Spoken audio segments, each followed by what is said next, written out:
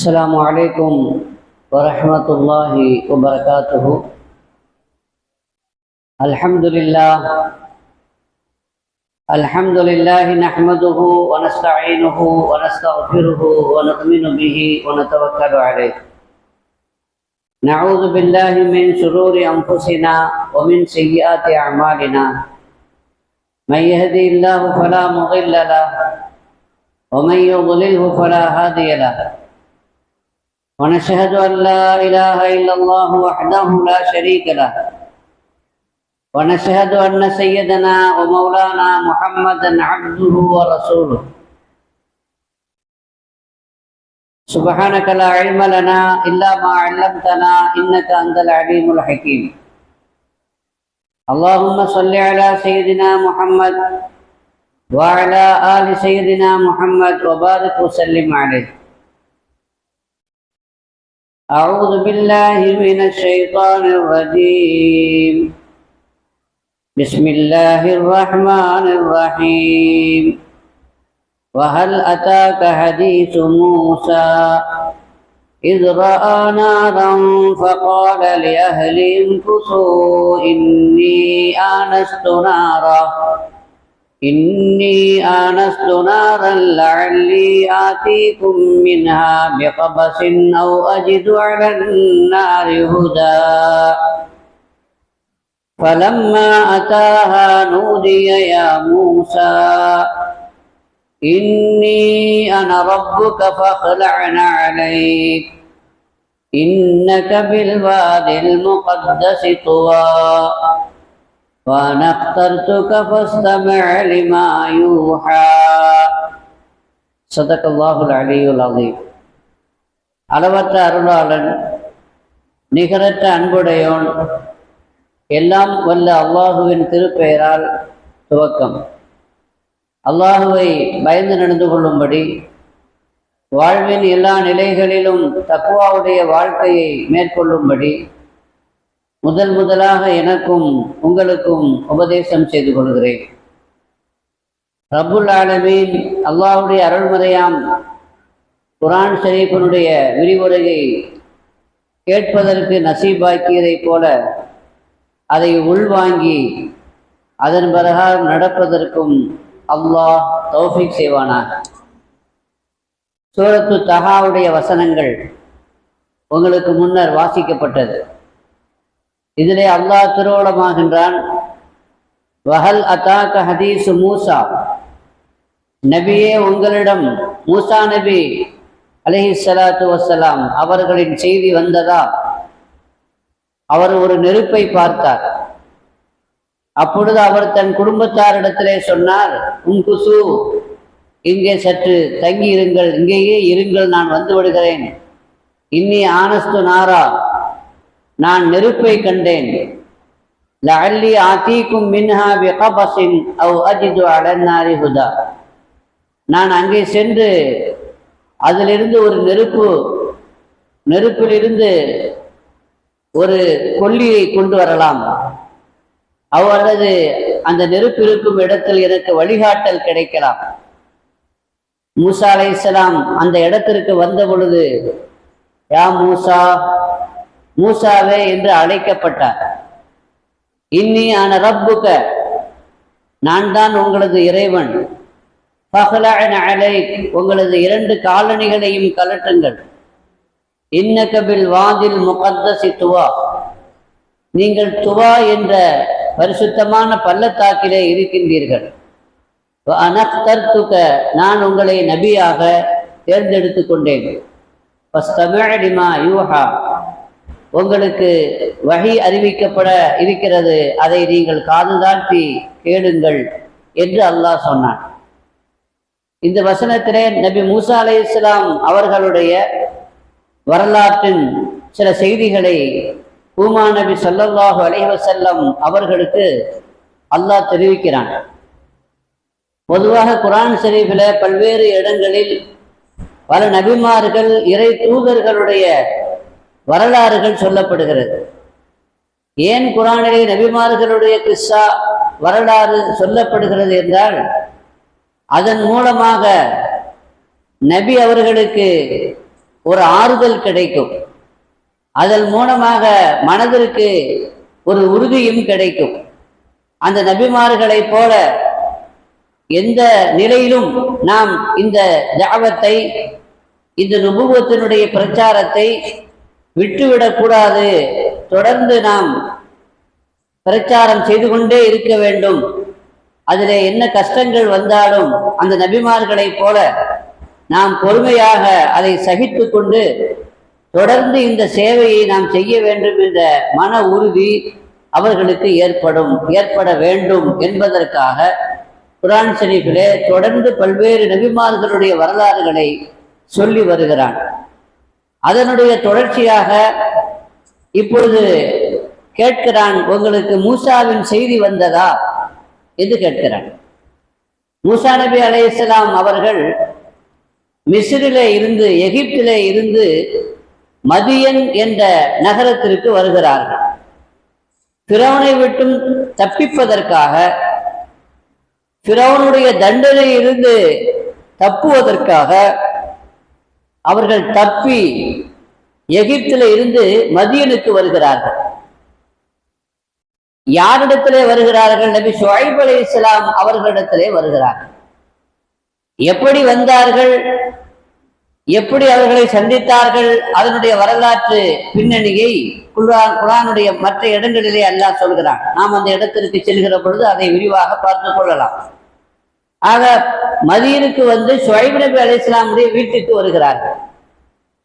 ஷுஐப் அலைஹிஸ்ஸலாம் அவர்களுக்கு ஆறுதல் சொல்லி அபயம் அளிக்கிறார்கள். பயப்பட வேண்டியதில்லை, தைரியமாக சந்தோஷமாக நீங்கள் இங்கே இருங்கள் என்று சொல்லி தங்களது வீட்டிலே அவர்களுக்கு இடம் அளிக்கிறார்கள். அப்பொழுது அவர்கள் சொன்னார்கள், நீங்கள் என்னிடமிருந்து, அதாவது என்னிடம் இருந்து எனக்கு பணிவிடை செய்ய வேண்டும் என்று சொல்கிறார். 10 வருஷ காலம் நீங்கள் பணிவிடை செய்ய வேண்டும். என்ன பணிவிடை? அவர்களுக்கு ஆடுகள் இருந்தது, ஆட்டு மந்தைகள் இருந்தது. அந்த ஆட்டு மந்தைகளை நீங்கள் மேய்க்க வேண்டும். 10 வருஷ காலம் நீங்கள் மேய்த்து அதன் மூலமாக என்னிடமிருந்து நீங்கள் ஒரு தர்பியத்தை, பயிற்சியை, பக்குவத்தை நீங்கள் பெற வேண்டும் என்று சொல்கிறார். சரி என்று ஒப்புக்கொண்டு மூசா நபி அலைஹிஸ்ஸலாம் ஷுஐப் நபி அலைஹிஸ்ஸலாம் அவர்களுடைய வீட்டிலே அவர்களோடு தங்குகிறார்கள். இப்பொழுது நாம் ரெண்டு விஷயத்தை இங்கே நாம் விளங்கிக் கொள்ள வேண்டும். நபிமார்களாக இருந்தாலும் அவர்களுக்கு தர்பியத் தேவைப்படுகிறது. அவர்களை விட மூத்த, அவர்களை விட வயதிலும் அனுபவத்திலும் மூத்த ஷுஐப் நபி அலைஹிஸ்ஸலாம் அவர்களிடத்துல தர்பியத் என்ற பயிற்சியை, பக்குவத்தை பெறுவதற்காக கிட்டத்தட்ட 10 வருஷ காலம் அங்கே பணிவிடை செய்கிறார்கள். என்ன பணிவிடை? ஆடுகள் மேய்க்கிறார்கள். பொதுவாக ரசூலுல்லாஹி ஸல்லல்லாஹு அலைஹி வஸல்லம் ஒரு செய்தி சொல்லுவார்கள், மாமின் நபியின் இல்லா வக்கத ஹஜ்ஜ, நபிமார்களில் யாருமே ஹஜ்ஜு செய்யாதவர்கள் இல்லை. எல்லா நபிமார்களும் ஹஜ்ஜு செய்திருக்கிறார்கள். இரண்டாவது சொல்லுவார்கள், மாமின் நபியின் இல்லா வக்கத ரஅல் கனம, நபிமார்களில் யாருமே ஆடு மேய்க்காதவர்களும் இல்லை. எல்லா நபிமார்களும் ஆடு மேய்த்திருக்கிறார்கள். ஆடுகள் மேய்ப்பதில் அவர்களுக்கு சிறந்த தர்பியத் இருக்கிறது, சிறந்த பயிற்சியும் இருக்கிறது. ஏனென்றால் ஆடு அதை மேய்த்து கொண்டு செல்கிற பொழுது ஒன்று அங்கே போகும், ஒன்று இங்கே போகும். திடீரென்று அது சாடும், ஓடும். அப்பொழுது எங்கேயும் சென்று விடாமல், தப்பி அது வேறு எங்கும் போய் விடாமல் அதை அரவணைத்து கொண்டு செல்ல வேண்டும். கோபம் வரும், சீராக அது போகாது, திடீர்னு போயிட்டு இருக்கும், திடீர்னு வேற இடத்துக்கு போக முற்படும். ஒரு ஆடு அந்த பக்கம் போச்சுன்னா எல்லா ஆடும் அதுக்கு பின்னாடி போய்விடும். அப்ப அதையெல்லாம் பொறுமையோடு சகித்து கொண்டு அந்த ஆட்டுக்கு பின்னாடியே போய் அதை பிடித்து கொண்டு வர வேண்டும். இப்படி பிடித்து கொண்டு வருகிற பொழுது அதை கோபப்பட்டு அடித்து விடக்கூடாது, தாங்காது. அதை பக்குவமாக கையாள வேண்டும். இப்படி பொறுமையாக அந்த ஆடுகளை வளர்ப்பதிலே அவர்களுக்கு பொறுமையாக இருக்க வேண்டிய அந்த பயிற்சி, தர்பியத்து கிடைக்கிறது. இதை போலத்தான் மக்களை நீங்கள் சீர்திருத்தம் செய்கிற பொழுது மக்களை நீங்கள் திருத்தம் செய்வதற்காக வேண்டி அவர்களிடத்திலே பணி செய்கிற பொழுது எல்லா மக்களும் ஒரே மாதிரி இருக்க மாட்டார்கள். எல்லோருமே உங்க சொல்ல உடனடியாக கேட்டு விட மாட்டார்கள். ஒருவர் அங்கே செல்வார், ஒருவர் இங்கே செல்வார். சில பேர் கேட்பார்கள், பல பேர் கேட்க மாட்டார்கள். சில பேர் தொல்லைகள் கொடுப்பார்கள், தொந்தரவுகள் கொடுப்பார்கள், பேசுவார்கள், ஏசுவார்கள். எல்லாம் நீங்கள் சகித்துக் கொள்ள வேண்டும். அப்படி சகித்து கொண்டு போனால்தான் இந்த திட்டத்தை, இந்த இஸ்லாத்தை நீங்கள் அவர்களுக்கு கொண்டு போய் சேர்க்க முடியும் என்ற ஒரு பயிற்சியை, ஒரு பாடத்தை அல்லாஹ் ஆடு வளர்ப்பின் மூலமாக கொடுக்கிறான். அந்த பயிற்சியை எல்லா நபிமார்களுக்கும் அல்லாஹ் கொடுத்தான். மூசா நபி அலைஹிஸ்ஸலாம் அவர்களுக்கும் ஷுஐப் நபி அலைஹிஸ்ஸலாமுடைய ஆடுகளை மேய்த்து அதன் மூலமாக பயிற்சி பெறுகிற, பக்குவம் பெறுகிற ஒரு வாய்ப்பை அல்லாஹு வழங்கினான். அப்படி மூசா நபி அலைஹிஸ்ஸலாம் இடத்துல 10 வருஷ காலம் பயிற்சி பெற்று தர்பியத் பெற்ற பொழுது அவர்களுக்கு ஞாபகம் வருகிறது, தாயினுடைய ஞாபகம் வருகிறது, சகோதரருடைய ஞாபகம் வருகிறது, வீட்டு ஞாபகம் வருகிறது. ஏன்னா சொந்த ஊர் மிஸ்ர், எகிப்து. அங்க இருந்து மதியனுக்கு வந்திருக்கிறாங்க. 10 வருஷம் ஆயிடுச்சு. சொந்த ஊர் தேடத்தானே செய்யும். தாயை பார்க்க வேண்டும் என்ற ஆசை வரத்தானே செய்யும். சகோதரர் ஹாரூனை பார்க்க வேண்டும் என்ற ஆசை அவர்களுக்கு பிறக்கத்தானே செய்யும். எனவே போகணும் அப்படின்னு நினைக்கிறாங்க. இதற்கிடையில ஷுஐப் நபி அலைஹிஸ்ஸலாம் அவர்களுக்கு 2 மகள். அந்த 2 மகள்ல ஒரு மகளை அவர்களுக்கு கல்யாணம் செய்து கொடுத்தார். மூசா நபி அலைஹிஸ்ஸலாம் அவர்களுக்கு ஷுஐப் நபி அலைஹிஸ்ஸலாம் அவர்கள் தன் மகளை, ஒரு மகளை திருமணம் செய்து வைக்கிறார்கள். இப்ப அந்த மனைவியோடு அவர்கள் தன்னுடைய தாயகம் திரும்ப விரும்புகிறார்கள். ஷுஐப் நபி அலைஹிஸ்ஸலாம் இடத்திலே அனுமதி கேட்டார்கள். அவர்களும் அனுமதி அளித்து விட்டார்கள். எனவே தன் குடும்பத்தை அழைத்து கொண்டு மூசா நபி அலைஹிஸ்ஸலாம் தாயகம் நோக்கி, எகிப்தை நோக்கி பயணப்படுகிறார்கள். மதியன்ல இருந்து மிஸ்ர், எகிப்துக்கு செல்ல வேண்டும் என்றால் வழியில ஷாம் தேசம், சிரியா தேசம் வரும். சிரியா தேசத்தினுடைய மன்னரால், அரசரால் தனக்கு ஆபத்து ஏற்படலாம் என்று ஒரு நிலை இருந்தது. அதனால் அவர்கள் ரூட்டை மாற்றி நேரடியாக மிஸ்ருக்கு செல்லக்கூடிய அந்த வழியை மாற்றி மாற்று வழியில் அவர்கள் புறப்படுகிறார்கள். அப்படி புறப்படுகிற பொழுது மூசா நபியுடைய மனைவி அப்பொழுது கற்பம் தரித்து குழந்தை பிறக்கக்கூடிய நிலையில் இருந்தார். இந்த நிலையில அவர்கள் சென்று கொண்டிருக்கும் பொழுது மூசா நபி போகிறார்கள், கூட அவங்களுடைய பணியாளர்களும் செல்கிறார்கள், அவங்க மனைவியும் இருக்கிறாங்க. இது அல்லாம அந்த வழியாக பொதுவாக பயணம் செய்வார்களே, அந்த பயணம் செய்யக்கூடிய நண்பர்களும் தோழர்களும் இருக்கிறார்கள். இதெல்லாம் மொத்தமா சேர்ந்து போய் கொண்டு இருக்கிறார்கள். ரூட்டை மாற்றி சென்று கொண்டு இருக்கிறார்கள். மூசா நபி அலைஹிஸ்ஸலாம் ரொம்ப ரோஷக்காரர். அதனால மனைவி கூட வர்றதுனால அந்நிய ஆடவர்கள் மனைவியை பார்ப்பதை அவர்களால் என்ன செய்ய முடியாது, சகித்துக் கொள்ள முடியாது, பார்க்க விரும்புவதில்லை. அப்படித்தான் ஒரு மூமின் இருக்க வேண்டும். மனைவியை அடுத்தவர்கள் பார்த்து விடக்கூடாது என்பதில் கணவன், மூமினான ஒரு கணவர் கவனமாக இருக்க வேண்டும். ஆனா இந்த காலத்துல நாமளே போய் நம்முடைய மனைவியை அறிமுகம் செய்யக்கூடிய ஒரு காலத்தில் நாம் வாழ்ந்து கொண்டிருக்கிறோம். அது ஆரோக்கியமானது அல்ல. சில பேர் கை கொடுத்து முசாபா செய்து அறிமுகம் செய்கிறார்கள். இதுவும் மார்க்கத்துல அனுமதிக்கப்பட்ட ஒன்று அல்ல. ஆக மூசா நபி அலைஹிஸ்ஸலாம் பயணத்தில் ஏற்பட்ட அந்த தோழர்கள் அந்நியவர்கள், அவர்கள் தன் மனைவியை பார்த்து விடக்கூடாது என்பதற்காக என்ன செய்வாங்கன்னா, பகல்ல தனியா போயிடுவாங்க, இரவு நேரத்துல ஒண்ணு சேர்ந்து போவாங்க. இப்படி அவங்க போயிட்டு இருக்கிறாங்க. இப்படி போய்கொண்டிருக்கிற பொழுது ஒண்ணு பாதை வேறு பாதையில போறாங்க. அப்படி வேறு பாதையில போய்கொண்டு இருக்கும் பொழுது, இரவு நேரத்துல அவர்கள் போய்கொண்டு இருக்கிற பொழுது நண்பர்கள் வேற பக்கம் போயிட்டாங்க, தோழர்கள் வேற பக்கம் போயிட்டாங்க. இவங்க தனியாக ஆக வேண்டிய, செல்ல வேண்டிய ஒரு நிர்பந்தம் வந்தது. இந்த நிலையில பாதையும் மாறிடுச்சு, ரூட் மாறி போச்சு. ஒண்ணு. ரெண்டாவது, மனைவிக்கு பிரசவ வலியும் வேதனையும் வந்து விட்டது. வரலாற்றின்படி அந்த சஃபர்ல, அந்த தூரிசினா மலைக்கு பக்கத்துல தான் மூசா நபி அலைஹிஸ்ஸலாமுக்கு குழந்தை பிறக்கிறது. கடுமையான குளிர்காலம். அதுவும் அந்த பகுதியினுடைய குளிர் நமக்கு சாதாரணமாக தாங்கக்கூடிய ஒரு குளிர் அல்ல, கடுமையான குளிராக இருக்கும். அந்த குளிரில் போய்கொண்டிருக்கும் பொழுது பிரசவம் ஆகிவிட்டது. அந்த நிலையில் இப்போ குளிருக்கு ஒரு சூடு தேவை.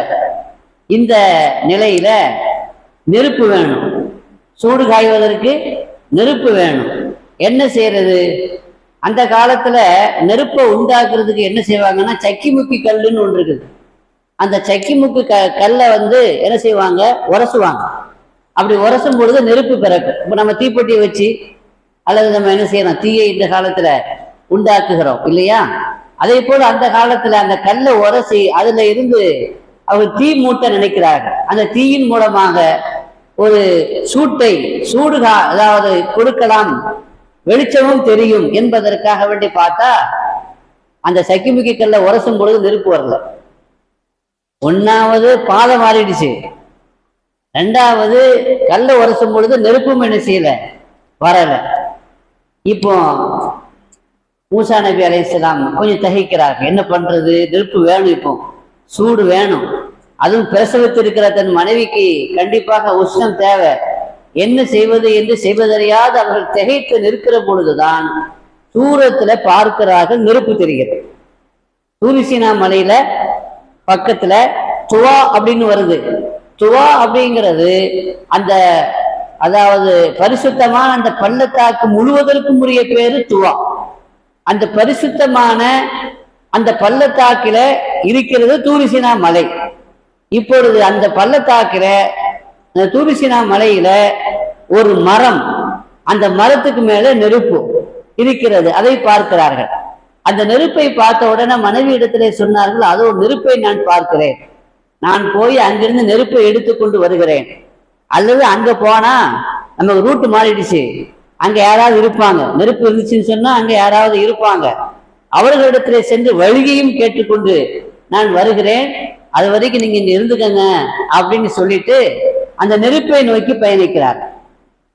அங்க நெருப்பை நோக்கி பயணிக்கிற பொழுது ஒரு நெருப்பு எங்கே தெரிகிறது, மரத்தின் மீது தெரிகிறது. சாதாரணமாக மரத்திலே நெருப்பு வைத்தால் மரம் என்ன செய்யும், எரிந்து விடும், கரிந்து விடும். ஆனால் இந்த நெருப்பு அந்த மரத்தை கரிக்கவில்லை, எரிக்கவில்லை. மாறாக இந்த நெருப்பு அந்த மரத்திற்கு ஒரு அழகை தருகிறது, ஒரு அலங்காரத்தை தருகிறது. பார்ப்பதற்கு ரொம்ப ரம்மியமான ஒரு காட்சியாக அது இருக்கிறது. சென்று கொண்டே இருக்கிறார்கள். அசல் விஷயம் என்னன்னா, இவங்க பார்த்தது நெருப்பு அல்ல, ஒளி.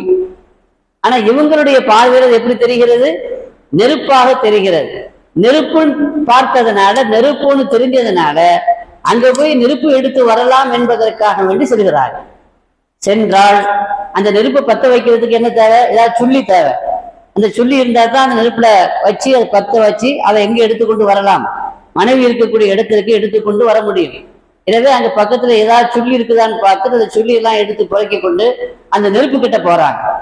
அந்த நெருப்பு வித்தியாசமான ஒரு காட்சியாக இருக்கிறது. ஒண்ணு மரத்தின் மீது நெருப்பு, அது வித்தியாசமான காட்சி இல்லையா?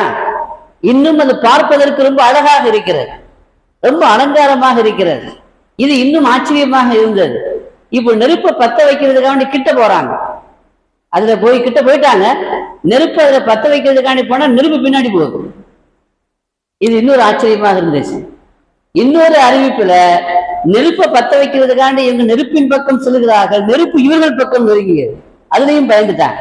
என்னோட வித்தியாசமான நெருப்பாக இருக்கிறது, நாம போனோம்னா ஒண்ணு என்ன செய்யுது, பின்னாடி போகுது, சரின்னு நின்றோம்னா நம்ம நோக்கி என்ன செய்யுது, வருகிறது என்று ஒரு வகையான அச்ச நிலையில, ஒரு பயந்த நிலையில, மனிதர் தானே, நபியாக இருந்தாலும் மனிதர் தானே. அப்ப இந்த வித்தியாசமான காட்சியை கண்ட உடனே ஒரு பயம் மேலிட்டு அவங்க அப்படியே நிற்கிற பொழுது என்ன செய்வது என்று செய்வதறியாது திகைத்து நிற்கிற பொழுது ஒரு சப்தம் கேட்கிறது. யா மூசா என்று சப்தம் கேட்கிறது. மூசாவே இது ஒரு சப்தம் கேட்கிறது. திடீரென்று நெருப்புல இருந்து சப்தம் வந்தா என்ன என்று பார்க்கிறார்கள், காது கொடுத்து கேட்கிறார்கள். வனூதிய யா மூசா, அங்க போன உடனே அங்க மூசா என்று அவர் அழைக்கப்பட்டார். அழைக்கப்பட்டு மூசா நபி இடத்துல அந்த சவுண்டு, அந்த சப்தம் என்ன சொல்லுச்சுன்னா, இன்னி அன ரப்புக, நான் தான் உனது இறைவன், நான் தான் உனது இறைவன். உங்களது 2 காலணிகளையும் நீங்கள் கலட்டி விடுங்கள் என்று சொல்கிறார்கள் என்று அல்லாஹ் சொல்கிறான். இப்பொழுது மூசா நபி அலைஹிஸ்ஸலாம்கிட்ட பேசின அந்த குரல் எப்படி பேசுகிறது? நான் தான் அல்லாஹ் என்று பேசுகிறது. இப்ப அல்லாஹ் பேசுகிறான் என்று வருகிறது. அல்லாஹ் பேசுகிறான் என்று வருகிற பொழுது அல்லாஹ் நேர்ல அவனே பேசுறானா அல்லது மலக்கின் மூலமாக பேசுறானா அப்படின்னு கேட்கிறாங்க. யாரு? மூசா நபி அலைஹிஸ்ஸலாம். இல்ல, நானே தான் பேசுகிறேன் என்று அல்லாஹ்விடமிருந்து பதில் வருகிறது. மலக்கின் மூலமாக நான் பேசவில்லை, நேரடியாக நானே உங்களிடத்துல பேசுகிறேன் என்று அல்லாஹ் சொல்கிறான். அப்படி சொல்லுகிற பொழுது மூசா நபி அலைஹிஸ்ஸலாம் அந்த அல்லாஹ்வுடைய அந்த குரலை கேட்கிறாங்க. எப்படி கேட்கிறாங்க? வித்தியாசமான முறையில கேட்கிறாங்க. சாதாரணமாக ஒரு குரல், இப்ப நான் பேசுறேன் அப்படின்னா இந்த சப்தம் எங்கிருந்து வருகிறது? என்னிடமிருந்து வருகிறது இல்லையா? ஒரு திசையிலிருந்து வருகிறது. இப்ப நீங்க பேசுறீங்கன்னா உங்களிடமிருந்து சப்தம் வரும். ஏதாவது ஒரு திசையிலிருந்து சப்தம் வரும். ஆனா மூசா நபி அலைஹிஸ்ஸலாம் இடத்துல பேசிய அந்த குரல், அந்த சப்தம், அது அல்லாஹ்வுடைய சப்தம், அல்லாஹ்வுடைய குரல். அது 6 திசைகளிலிருந்தும் வருகிறது. மொத்தம் எத்தனை திசை இருக்குது? 6 திசை இருக்குது. மேல, கீழே, வலது, இடது, முன்னால், பின்னால், எல்லா திசையிலிருந்தும் சத்தம் வருது. அப்படி வருமா சாதாரணமா? சப்தம் அங்கிருந்து வருது, அப்படி பார்த்தா இங்கிருந்து வருது, அப்புறம் பார்த்தா பின்னாடி இருந்து வருது, அப்புறம் பார்த்தா லெஃப்ட்ல இருந்து வருது, மேல இருந்து வருது, மேல பாக்குறாங்க மேல இருந்து வருது, கீழே பாக்குறாங்க கீழே இருந்து வருது. 4 பக்கமும் இல்ல, 6 திசைகள்ல இருந்தும் அந்த சப்தம் வருகிறது. இது ஒரு வகையான முஅஜிஸா, இது ஒரு வகையான அதிசயமான ஒரு நிகழ்வு இல்லையா? அப்படி சப்தம் வருகிற பொழுது சாதாரணமாக சப்தத்தை கேட்பது எது? நம்முடைய உடல் உறுப்புகள்ல சப்தத்தை கேட்பது எது? காது கேட்கும். அல்லாஹ் நமக்கு அங்க அவயங்களை தந்திருக்கிறான். கேட்பதற்கு காதை தந்திருக்கிறான், பார்ப்பதற்கு கண்ணை தந்திருக்கிறான். இப்ப கண்ணை கொண்டு கேட்க முடியுமா? கேட்க முடியாது. காதை கொண்டு பார்க்க முடியுமா? முடியாது. கையை கொண்டுதான் தொட முடியும், கையை கொண்டு பார்க்க முடியாது. காலை கொண்டுதான் நடக்க முடியும், காலை கொண்டு கேட்க முடியாது. மூக்கை கொண்டு நுகரலாம், அதை கொண்டு கேட்கவோ அல்லது பார்க்கவோ முடியாது. இப்படி ஒவ்வொரு உறுப்புக்கும் ஒரு சக்தியை கொடுத்திருக்கிறான். அந்த உறுப்பில் இருந்து அந்த சக்தி தான் வெளிப்படும். வேற சக்தி என்ன செய்யாது? வெளிப்படாது.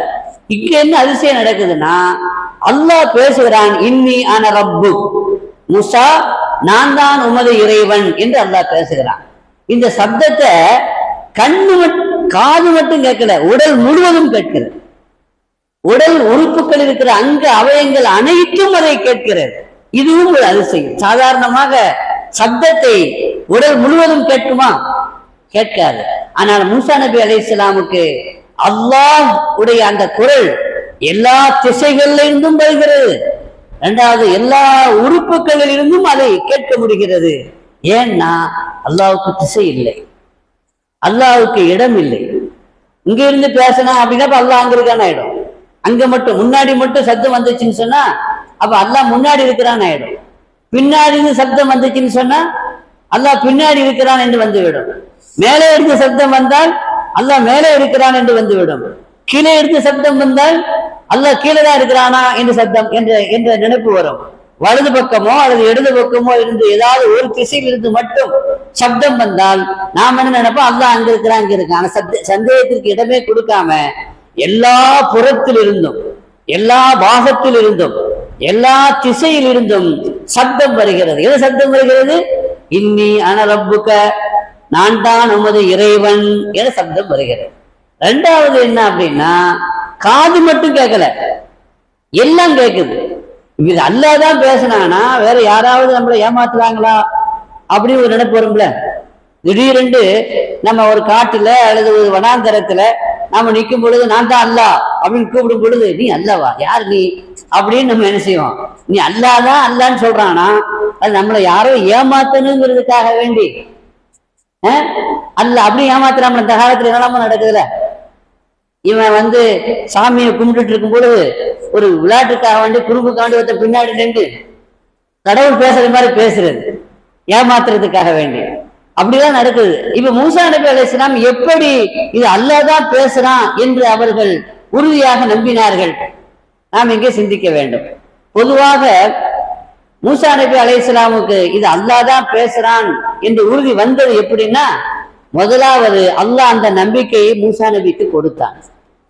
இரண்டாவது அவங்க கேட்ட விதம் எப்படி கேட்டாங்க, எல்லா திசைகளிலிருந்தும் சப்தம் வந்தது. இரண்டாவது அதை கேட்பது எதுவெல்லாம் காது மட்டும் கேட்கல, எல்லா உறுப்பும் கேட்குது. இப்படி பேசுறது யார் மட்டும்தான் பேச முடியும்? அல்லாஹ் பேசினாதான் இப்படி கேட்கும். அல்லாஹ் பேசினாதான் இப்படி நமக்கு, அதாவது எல்லா திசைகளிலிருந்து சப்தம் வரும். இதெல்லாம் வைத்து அல்லாஹ் தான் பேசுறான் அப்படிங்கிற நம்பிக்கை அவங்களுக்கு என்ன செய்யுச்சு, வந்துச்சு.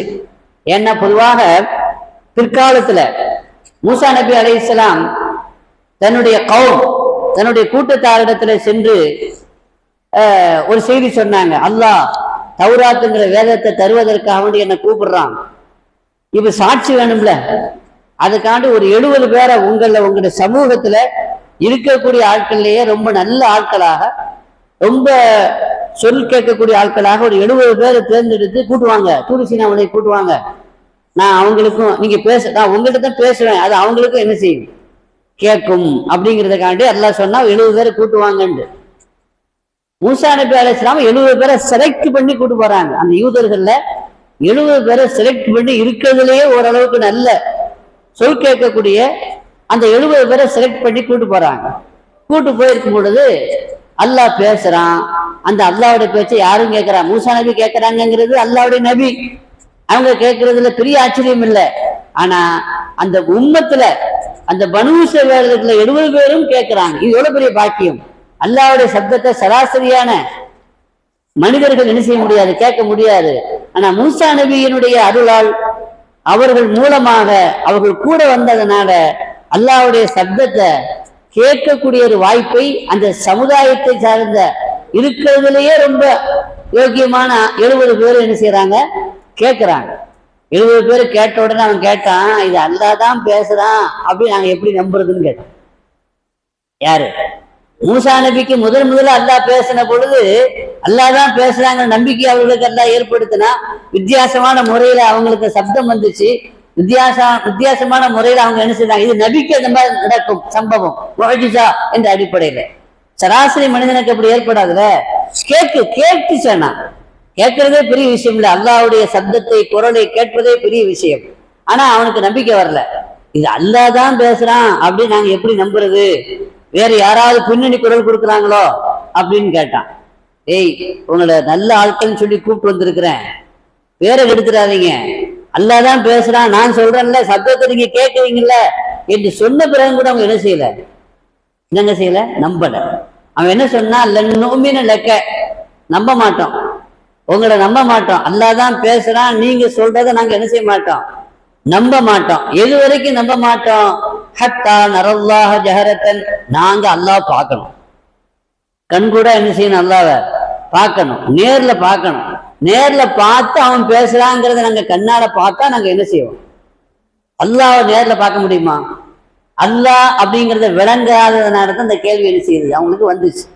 மூசா நபி ஆசைப்பட்டாங்க, அல்லாஹ் பார்க்கணுங்கிற ஆசைப்பட்டாங்க. இந்த உலகத்துல அல்லாஹ்வை நேர்ல இந்த கண்ணை கொண்டு பார்த்தது யார் மட்டும்தான், ரசூலுல்லாஹி ஸல்லல்லாஹு அலைஹி வஸல்லம் அவங்க மட்டும்தான் அல்லாஹ்வை நேர்ல பார்த்தாங்க. அதுவும் இந்த உலகத்துல பார்க்கல. மிஅராஜுக்கு சென்று இருக்கிற பொழுது 7 வானத்தையும் கடந்து அவர்கள் அந்த உலகத்திலே பார்த்தார்கள். அது வேறு உலகம், துன்யாவை கடந்து செல்கிற ஒரு உலகம், அந்த உலகிலே பார்த்தார்கள். ஆனா மூசா நபி அலைஹிஸ்ஸலாமோ வேறு யாருமோ அல்லாஹ்வை என்ன செய்யல. மூசா நபிக்கு என்ன பேருன்னா கலீமுல்லாஹ், அல்லாஹ்வோடு பேசியவர் என்ற சிறப்பு இருக்குது. ஒவ்வொரு நபிக்கும் ஒரு தனிச்சிறப்பு இருக்குது. அதுல மூசா நபி அலைஹிஸ்ஸலாம் அவர்களுடைய தனிச்சிறப்பு என்னன்னா, இவங்க அல்லாஹ்வோடு பேசினாங்க. இப்ப அல்லாஹ்வோடு பேசின அந்த மூசா நபி அலைஹிஸ்ஸலாமுக்கு அவங்களுக்கும் ஒரு ஆசை வந்துச்சு.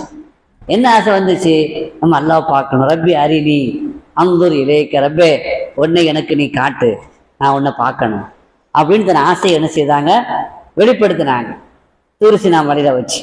அப்போ அல்லாஹ் சொன்னா, லன் தராணி, நீங்க என்ன செய்ய மாட்டீங்க, பார்க்க மாட்டீங்க. அப்படி பார்க்கறதா இருந்தா அந்த தூரிசினா மலையை பாருங்கன்னா, தூரிசினா மலையை நீங்க பாருங்க, அதுல என்னுடைய 100 தஜல்லி ஆகும், என்னுடைய 100 வெளிப்படும். அந்த நூரை நீங்க பார்க்க முடிஞ்சா பார்த்துக்கங்கன்னு சொன்னான். மூசா நபி அலைஹிஸ்ஸலாம் அந்த நூரை பார்த்தாங்க, மயக்கம் போட்டு கீழே விழுந்துட்டாங்க. மயக்கம் போட்டு கீழே விழுந்துட்டாங்க. ஃபஹர்ர மூசா ஸஇகா என்று அல்லாஹ் வேறொரு இடத்துல அல்லாஹ் என்ன செய்கிறான் சொல்கிறான். அதற்கு பிறகு மயக்கம் தெளித்து எழுந்த பொழுது தௌபா செய்தாங்க. நான் கேட்கக்கூடாத ஒரு கேள்வியை கிட்ட கேட்டுட்டு ரப்பே என்ன மன்னிச்சிரு அப்படின்னு என்ன செய்தாங்க, தௌபா செய்தாங்கன்னு குர்ஆன் ஷரீஃப்ல நாம என்ன செய்கிறோம். இப்போ மூசா நபிக்கே அல்லாஹ் அந்த வாய்ப்பை கொடுக்கல. ஆனா இவன் என்ன சொல்றான், மூசா நபி சந்தேகத்துல கேட்கல, அல்லாஹ் தான் பேசுறாங்கிற சந்தேகத்துல கேட்கல. இவன் என்ன இவன் எப்படி கேட்கிறான், சந்தேகத்துல கேட்கிறான். அல்லாஹ் தான் பேசுறான்னா வேற யாரும் பின்னணி குரல் கொடுக்குறாங்களா அப்படிங்கிற சந்தேகத்துல கேட்டான். எனவே அல்லாஹ் என்ன செய்தான், கோவரமா வராது அல்லாவுக்கு. உன்னை பார்த்தாத்தம் பேச கேட்கறதே பெரிய வாய்ப்பு, பெரிய பாக்கியம். அந்த பாக்கியம் கிடைத்திருக்கிறது. அப்ப அதை பெரிய பாக்கியமாக கருதாம என்ன சொன்னா, லன்னுமின லக ஹத்தா நரல்லாஹ ஜஹரத்தன், நேர்ல பார்க்குற வரைக்கும் நம்ப மாட்டோம். அல்லாஹ் கோவம் வந்துருச்சு. ஒரு சப்தம் போட்டான், எல்லாம் மூத்த போயிட்டான். 70 பேர் என்ன செய்தாங்க, மூத்தா போயிட்டாங்க. மூசா பார்த்தாங்க, இது என்ன ரொம்ப இருக்கு, 70 பேர் நம்ம அங்கேருந்து கூட்டு வந்திருக்கிறோம், இவங்கெல்லாம் மூத்தா போயிட்டாங்கன்னா அங்க போய் என்ன பதில் சொல்றது. மூசாவை கூட்டு போய் எல்லாத்தையும் கொலை பண்ணிட்டேன்னு சொல்லுவான். அப்படித்தானே சொல்லுவான். அப்படி சொல்லக்கூடிய ஆளுதான் யாரு, யூதர்கள் இருக்காங்கள, ஒரு மரியாதையும் இல்லாதவர்கள், ஒரு கண்ணியமும் தெரியாதவர்கள். அதனால நபிக்கு என்ன கண்ணியம் என்ன மரியாதை எதையுமே கொடுக்காதவர்கள். அதனால தான் அவங்களுடைய ஷராரத், அவங்களுடைய சேட்டை குர்ஆன் முழுக்க இருக்குது. என்னெல்லாம் சேட்டை பண்ணா, எப்படியெல்லாம் நபியை துன்புறுத்தினா. 70 நபிமார்களே கொலை பண்ணியிருக்கிறான். குர்ஆன்ல வருது, நபிமார்களை எல்லாம் நீங்க கொலை செய்வீங்க அப்படின்ட்டு. அவங்க பார்த்தாங்க, ரப்பே அவன் தப்பு பண்ணான் காரணத்தினால நீ அவர்களை நீ ஹலாக்காக்கி விட்டாய், அவர்களை மூத்தாக்கி விட்டாய்.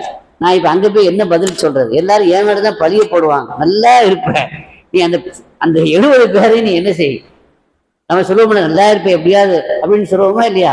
அது மாதிரி அல்லாஹ்விடத்துல கெஞ்சி எப்படியாவது இவங்களுக்கு ஹயாத்தை கொடு அப்படின்னு துவா செய்தான்.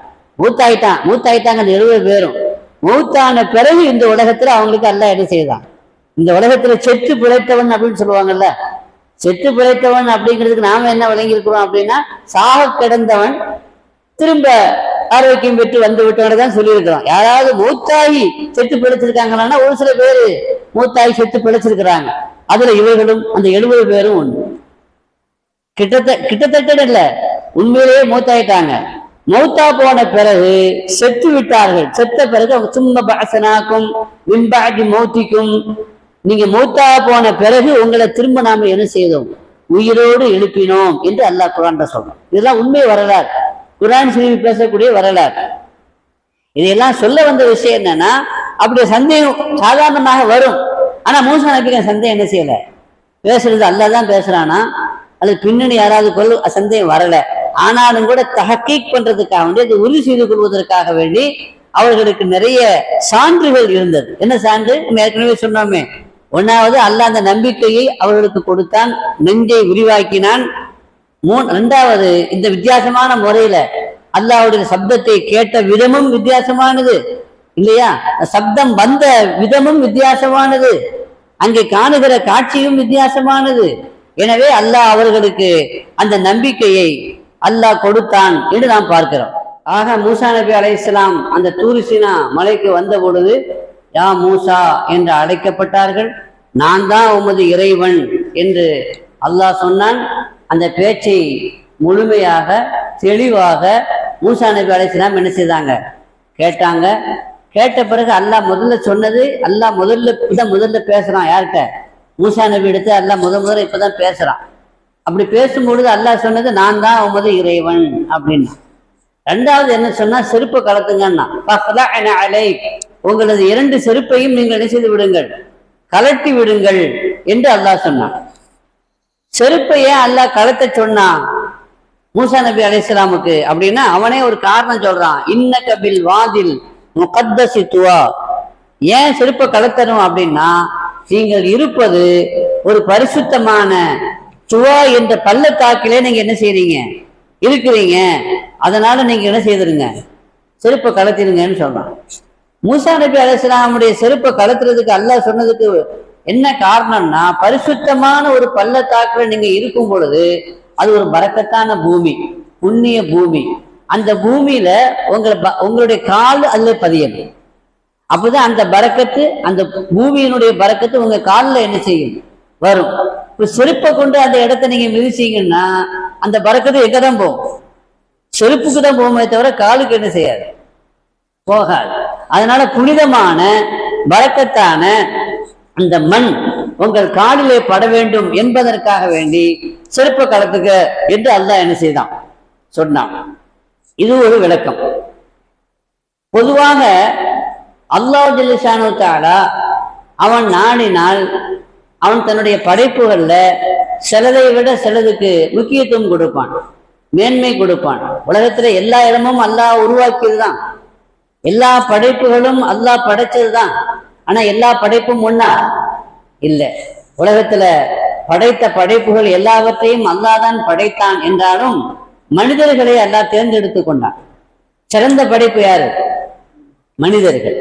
மனிதர்கள் எல்லோரையும், மூமின்கள் காஃபிர்கள் எல்லோரையும் அல்லாஹ் தான் படைத்தான் என்றாலும் அந்த மனிதர்கள்ல யாரை தேர்ந்தெடுத்து கொண்டான்? மூமின்களை அல்லாஹ் தேர்ந்தெடுத்து கொண்டான். மூமின்கள்லயே எல்லா மூமின்களும் இருக்கிறாங்க, அதுல அல்லாஹ்வுடைய நேசர்கள், வலிமார்கள் என்று உயர்ந்தவர்கள் இருக்கிறார்கள், அல்லாஹ்வுடைய நெருக்கத்தை பெற்றவர்கள் இருக்கிறார்கள், நல்லோர்கள், நாதாக்கள். அவர்களை அல்லாஹ் என்ன செய்து கொண்டான், தேர்ந்தெடுத்து கொண்டான். அதிலேயும் அல்லாஹ் நபிமார்களை தேர்ந்தெடுத்து கொண்டான். நபிமார்கள் ஆகச் சிறந்தவர்கள். அந்த நபிமார்கள்லேயே ரசூல்மார்கள், இறை தூதர்கள் என்று 313 நபிமார்கள் 1,24,000 ஒரு கணக்கு. அதுல ரசூல்மார்கள், இறை தூதர்கள் அவங்க எத்தனை பேரு? 313 பேர். நபிமார்களே யாரை தேர்ந்தெடுத்தாங்க? ரசூலை தேர்ந்தெடுத்தாங்க. ரசூல்மார்கள்லயே 313 பேர்ல ஒரு 5 பேரை தேர்ந்தெடுத்தான், உலுல் அஸ்மு என்ற கேட்டகிரி. அதுலேயே ரொம்ப உறுதியானவர்கள், ஆகச் சிறந்தவரை ஒரு 5 பேர் எல்லாம் என்ன செய்தான். அந்த 5 பேர் யாரு? ரசூல்மார்கள்லயே உலுல் அஸ்மான ரசூல்மார்கள் யாரு? ஒன்னாவது நூஹ் நபி அலைஹிஸ்ஸலாம், இரண்டாவது இப்ராஹிம் நபி அலைஹிஸ்ஸலாம், மூணாவது மூசா நபி அலைஹிஸ்ஸலாம், நாலாவது ஈசா நபி அலைஹிஸ்ஸலாம், அஞ்சாவது ரசூலுல்லாஹி நமது நாயகம் ஸல்லல்லாஹு அலைஹி வஸல்லம் அவர்கள். இப்படி எத்தனை பேரை தேர்ந்தெடுத்தான்? 5 பேரை தேர்ந்தெடுத்தான். இப்படி அல்லாஹ் தனது படைப்புகள்ல சிலரை விட சிலரை தேர்ந்தெடுத்து அவர்களுக்கு மற்றவர்களை விட சிறப்பையும் மேன்மையும் அல்லாஹ் கொடுப்பான், இல்லையா? அதே மாதிரி எல்லா நகரங்களையும் அல்லாஹ் தான் அமைத்தான். அந்த எல்லா நகரத்திலையும் மதீனாவையும் மக்காவையும் ஜெருசலத்தையும் அல்லாஹ் என்ன செய்தான், தேர்ந்தெடுத்து கொண்டான். அதிலேயே அல்லாஹ் ரொம்ப தேர்ந்தெடுத்தது மதீனா. அதை விட அல்லாஹ் தேர்ந்தெடுத்தது சிறந்தது எது? மக்கத்துல் முக்கர்ரமா. அப்ப நகரங்கள் எல்லாம் அல்லாஹ் அமைத்தது. ஆனால் அந்த நகரத்திலே மக்காவை அல்லாஹ் என்ன செய்தான், தேர்ந்தெடுத்து அதற்கென்று ஒரு மதிப்பையும் மரியாதையும் ஒரு கண்ணியத்தையும் அல்லாஹ் கொடுத்தான். எல்லா பள்ளிவாசல்களும் அல்லாஹ்வுடைய இல்லம் தானே, இறை இல்லம் தானே. ஆனால் அதிலே காபாவை தேர்ந்தெடுத்து பைத்துல்லான்னு சொல்றான். பைத்துல்லான்னு அல்லாஹ்வுடைய இல்லம், இதுவும் பைத்துல்லா தான். ஆனா குர்ஆன்ல பைத்துல்லா அல்லாஹ்வுடைய இல்லம் என்று பேர் சொல்லி சொல்றது எதைத்தான்? காபாவைத்தான் சொல்றான். அப்ப அதை அல்லாஹ் என்ன செய்து கொண்டான், தேர்ந்தெடுத்து கொண்டான். காபாவிலேயே சிறந்த இடம் என்று ஒன்று இருக்குது. காபாவிலேயே சிறந்த இடம் என்று ஒன்று இருக்குது. அது எதுங்க அப்படின்னா முல்தசிம் என்ற அந்த பகுதி. முல்தசிம்ங்கிறது அந்த காபாவுடைய வாசல் இருக்குல்ல, அந்த காபாவுடைய வாசலுக்கும் ஹஜ்ருல் அஸ்வத் இருக்குல்ல, அதற்கும் இடையில நடுப்பட்ட பகுதி இருக்கு பாருங்க, அதுதான் முல்தசிம் பகுதின்னு சொல்றது. அங்க நின்று கேட்டா கண்டிப்பா துவா, எல்லா இடத்துல கேட்டாலும் துவா கபூல் ஆகும். அதுல ஆகச் சிறந்த இடம், உலகத்திலேயே ஆகச் சிறந்த இடம் எது? அந்த முல்தசிம்ங்கிற பகுதி தான். அதை விட உலகத்துல இந்த பூமியில ஒரு சிறந்த இடம் இருக்குதுங்க. உலகத்துல அந்த முல்தசிம் தான் மிகச்சிறந்த பகுதி, மிகச்சிறந்த இடம். அதை விடவும் சிறந்த ஒரு இடம் இருக்குது. அதுதான் நபிகள் நாயகம் ரசூலை கரீம் ஸல்லல்லாஹு அலைஹி வஸல்லம் அவர்களுடைய ரவுதாவில அவர்களுடைய புண்ணியமான புனிதமான அந்த உடலை தாங்கி இருக்கிற அந்த பூமி, அந்த மண். அது ஆகச் சிறந்தது உலகத்துல. அதை விட, அந்த இடத்தை விட, அந்த பகுதியை விட, அந்த மண்ணை விட உலகத்துல இந்த மண்ணில இந்த பூமியில சிறந்த இடம் என்று எதுவுமே இல்லை. இது எல்லோராலும் சில விஷயங்களை கருத்து வேறுபாடு இருக்கும், அப்படி இப்படி மாற்று கருத்துக்கள் என்ன செய்வார்கள், சொல்லுவார்கள். ஆனா இந்த விஷயத்துல என்ன இல்லை, கருத்து வேறுபாடே இல்லை. எந்த அளவுக்குன்னு சொன்னா எல்லா உலமாக்களும் இன்னொரு செய்தியும் சொல்றாங்க, அரிசியை விடவும் சிறந்ததுன்னு சொல்றாங்க. அரிசியை விடவும் சிறந்ததுன்னு சொல்றாங்க. அதுக்கு என்ன காரணம் அப்படின்னா, அல்லாஹ்வுக்கு உடல் இல்லை.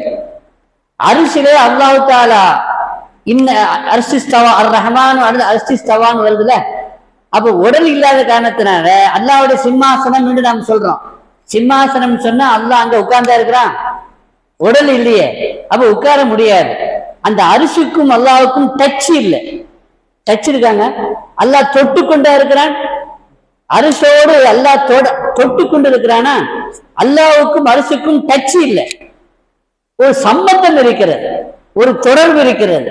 ஆனால் இங்கே அப்படி அல்ல. ரசூலுல்லாஹி சொல்லணும், ரசூலுல்லாஹி சொல்லணும், ஸல்லல்லாஹு அலைஹி வஸல்லம் அவர்களுக்கும் அந்த மண்ணுக்கும், அவர்களுடைய புனிதமான அந்த உடலுக்கும் இந்த மண்ணுக்கும் ஒரு டச் இருக்குது. அங்க டச் இல்லை, இங்க அந்த டச் இருக்குது, தொட்டு கொண்டு இருக்கிறது அந்த மண்.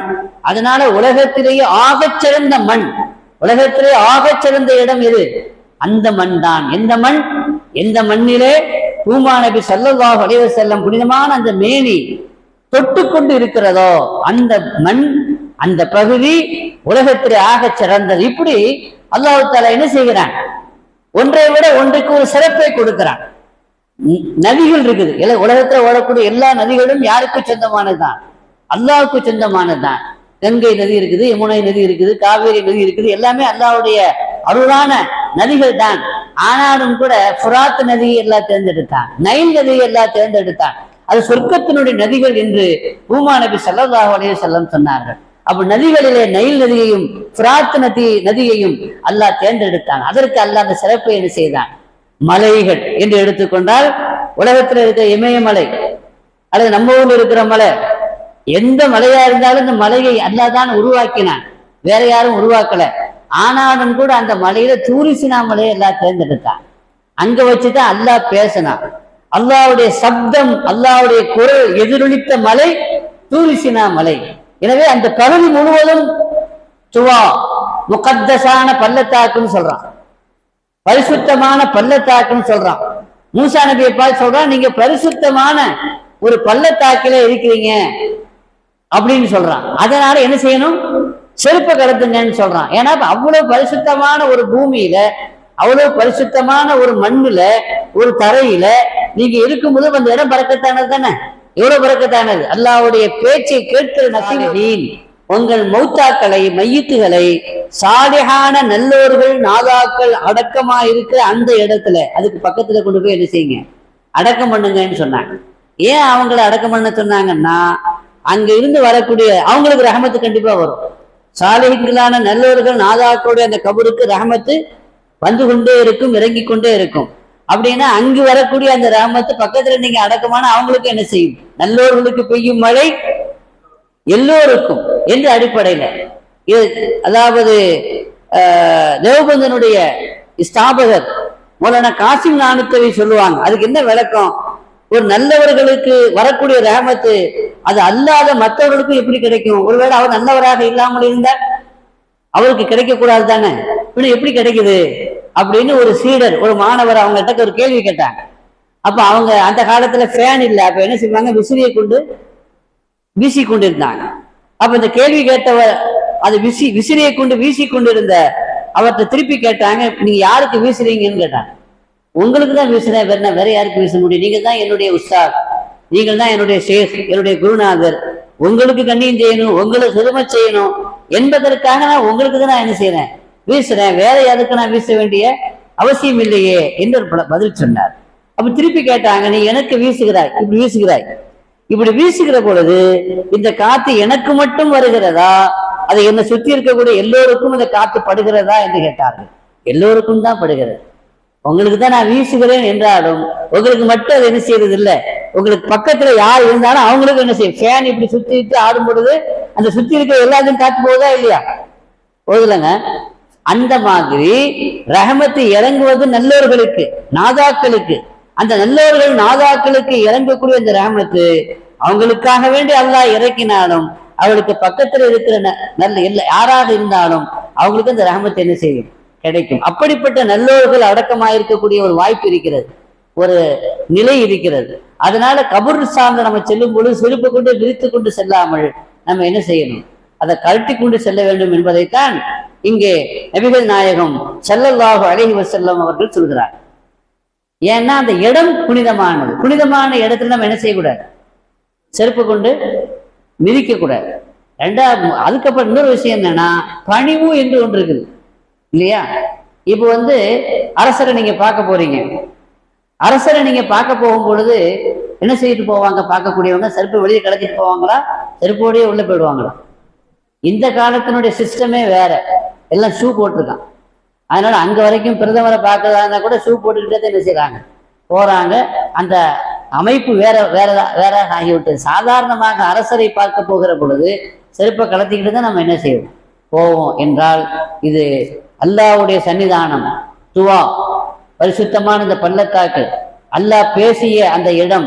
அந்த இடத்துக்கு நீங்க நபியே நீங்கள் இன்னக பில் வாதில் முகத்தஸி துவா, பரிசுத்தமான துவா என்ற பள்ளத்தாக்கில் இருக்கின்றீர்கள். அதனால பணிவுக்காண்டி எனக்கு முன்னாடி நீ நிக்கிறீங்க. எனக்கு முன்னாடி நீ நிற்கும் பொழுது செருப்போட நிக்கிறது அது என்ன இல்லை, மரியாதை இல்லை. எனவே என்ன செய்யுங்க, நீங்க செருப்பு கலப்புங்க என்று அல்லாஹ் என்ன செய்தான்? மூசா நபி அலைஹிஸ்ஸலாம் அவர்களை பார்த்து அல்லாஹ் சொன்னான். அதுதான் பணிவு. அந்த அடிப்படையில இப்போ நாம பள்ளிவாசலுக்கு போகும்பொழுது செருப்பு போட்டு போகக்கூடாது, அப்படித்தானே? செருப்போடு ஒரு ஆளுங்க வந்தாருன்னா சரியில்லை. ஆனா தவாப் செய்யறோம், காபத்துல்லாவை என்ன செய்யறோம், தவாப் செய்யறோம். ஆரம்ப காலத்துல அது மணலாக இருந்துச்சு, தரை இல்லையா? அதனால செருப்பு போட்டு சில பேர் செய்வாங்க, செருப்பு இல்லாமலும் செய்வாங்க. செருப்பு சுத்தமாக இருந்தால் போட்டுக்கொண்டு தவாப் செய்வது தப்பு இல்லை. ஆனாலும் பணிவு என்பது என்ன எதுல இருக்குது? காபாங்கிறது அல்லாஹ்வுடைய ஒரு ஆலயம். அந்த ஆலயத்தை நாம் சுத்துகிறோம் என்பது யதார்த்தமாக இல்லை, வெளிப்படையான ஒரு விஷயம்தான். ஆனால் நம்முடைய நிய்யத்தும் ஹக்கீக்கத்தும் யதார்த்தமும் என்ன? அல்லாஹ்வை சுத்துற மாதிரி நம்ம ஒரு நிலை. அப்ப அந்த நேரத்துல செருப்பு போட்டுக்கொண்டு சுத்துறது இங்க மூசா நபிக்கு அல்லாஹ் சொன்ன மாதிரி தான். செருப்பு கலத்துங்க, பரிசுத்தமான பள்ளத்தாக்கில் இருக்குன்னு சொன்ன மாதிரி பெரியவர்கள், நல்லவர்கள், நாதாக்கள்லாம் என்ன செய்வாங்க? செருப்பு போட்டு என்ன செய்ய மாட்டாங்க, சுத்த மாட்டாங்க. அப்ப அது பணிவினுடைய வெளிப்பாடு அல்ல என்று என்ன செய்வார்கள்? விளக்கம் சொல்லுவார்கள். ஆகவே பரிசுத்தமான இடத்தினுடைய கண்ணியத்து என்று ஒன்று இருக்கிறது, இரண்டாவது பணிவு என்று ஒன்று இருக்கிறது. இது எல்லாம் வைத்து பார்க்கும் பொழுது நம்ம செருப்போடு தவாப் செய்வது கூடும் என்றாலும் அது பணிவுக்கு விரோதமானது. எனவேதான் பெரியவங்கலாம் என்ன செய்வாங்க? செருப்பு இல்லாம போவாங்க. இப்ப இந்த காலத்திலேயும் சில பேர் செருப்பு போட்டு தான் தவாப் செய்யறாங்க. தப்பில்லை, செருப்பு சுத்தமா இருக்கணும்னா. செருப்பு நஜீஸா இருக்கக்கூடாது, செருப்பு அசிங்கமா இருக்கக்கூடாது. அசிங்கமாக இல்லாம சுத்தமாக இருந்தா செருப்பு போட்டு நிறைய பேர் நீங்க பார்க்கலாம், தவாப் செய்யும் பொழுது செருப்போடையே என்ன செய்வாங்க? தவாப் செய்வாங்க. ஆனா சுத்தமா இருந்தா செய்யலாம் தான் என்றாலும் கூட அது என்ன இல்லை, மரியாதை இல்லை, அது பணிவும் அல்ல. எனவே செருப்பு இல்லாம தவாப் செய்யறது தான் என்னது? ஏன்னா ரசூலுல்லாஹ் கபூர்லயே என்ன செய்யக்கூடாதுங்கிறாங்க. கபூர்களுக்கு மத்தியில் நடக்கும் பொழுதே செருப்பு போட்டு நடக்காதீங்கன்னு சொல்றாங்க. அப்ப அல்லாஹ்வுக்கு முன்னிலையில் நாம் செய்யக்கூடிய அந்த தவாஃபு, அல்லாஹ்வுக்கு முன்னிலையில் நாம் இருக்கும் பொழுது செருப்பு போட்டு இருப்பது அது அந்த அளவுக்கு நல்ல விஷயம் அல்ல என்பதனால பணிவுக்காக வேண்டி செருப்பை கலத்துறது நல்லது. இப்படி செருப்பை ஏன் அல்லாஹ் கலத்த சொன்னா என்பதனுடைய தஃசீர் இருக்கு பாருங்க, இன்னும் நிறைய விளக்கங்கள் இருக்கிறது. அதனுடைய அர்த்தம் என்ன, ஏன் அல்லாஹ் செருப்பை கலத்த சொன்னா, செருப்பை கொண்டு உத்தேசம் என்ன என்பதற்கு இன்னும் எத்தனையோ விளக்கங்கள் இருக்கிறது. இனி வரக்கூடிய காலங்கள்ல செருப்பை கொண்டு உத்தேசம் என்ன என்பதற்கு முஃபஸ்ஸிரீன்கள், மேன்மக்கள், திருக்குரான் விரிவுரையாளர்கள் மேலும் பல விளக்கங்களை, அதுவும் அபூர்வமான சில விளக்கங்களை நமக்கு சொல்லி வழங்கி இருக்கிறார்கள். அதையும் தெரிந்து கொள்ளக்கூடிய ஒரு வாய்ப்பை அல்லாஹ் நம் அனைவருக்கும் வழங்கி அருள் புரிவானாக. பிஹக்கி சய்யதினா முஹம்மத் வ ஆலி சய்யதினா முஹம்மத் ஸல்லல்லாஹு அலைஹி வஸல்லம் வ ஆகிரு தஅவானா அனில் ஹம்துலில்லாஹி ரப்பில் ஆலமீன்.